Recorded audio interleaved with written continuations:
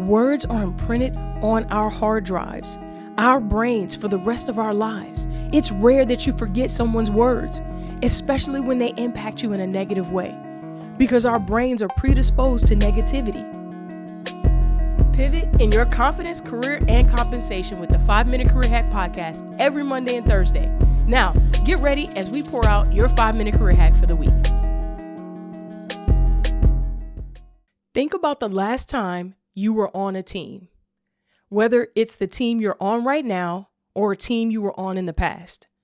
How did your boss make you feel during your phone conversations, in text messaging exchanges, or via email, or in your last one-on-one? How did you feel in the team setting with your peers? Were you giving them the side eye in your head? Were you saying, I can't believe he or she just said that? I know he or she did not just do that. When I'm doing all the work, how did you feel in your last team setting? What were the things that you said to yourself? Man, I would never do that. I can't believe they just did that. The reason I'm starting here is because there are so many people that feel away. There's so many Instagram, TikTok, and Facebook accounts dedicated to people being frustrated in the workplace. And while so many of them are funny, people still feel a way about what's happening to them inside of their team. So how do you feel? If you're leading a team, I'm talking to you right now. There's so many things that you've learned not to do and things that you've learned to do. Being a leader of a team and being on a team, there's so many people that have gotten it right and so many people that have gotten it wrong. But at the end of the day, there are a handful of things that we all want when we're on a team. There's so many things that we think about, that we ideate about, that we spend time thinking about. Even in our family unit, that's also a team. Communication is the biggest one. Words matter. Words are imprinted on our hard drives, our brains for the rest of our lives. It's rare that you forget someone's words, especially when they impact you in a negative way, because our brains are predisposed to negativity. On the flip side, it's also rare that you forget when someone uplifts you and shows care and concern, someone that celebrates you in a very special way. It's very rare that you forget about it. I bet you can remember the first time a grade school teacher did that for you in a positive way. And for some of you, I bet you can remember when a teacher did that in a negative way. I bet you remember when you fell in love for the first time and your boyfriend said, I love you, and did it in a special way. But you can also probably remember when another boyfriend may have said some things to you that weren't so nice, that hurt you. Communication lasts a lifetime. It's one of the most important things when you're operating in a team or in a community.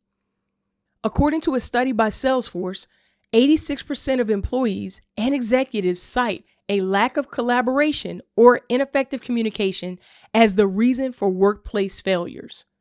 This shocking number highlights the importance of today's topic. The second most important thing that people want on a team is that for everyone on that team's actions to line up fully with what we're trying to accomplish and that we support one another. If we're going to be on this team, if we're going to do this together, I want everybody to be here, invested, showing up, fighting for one another. We need to be unified.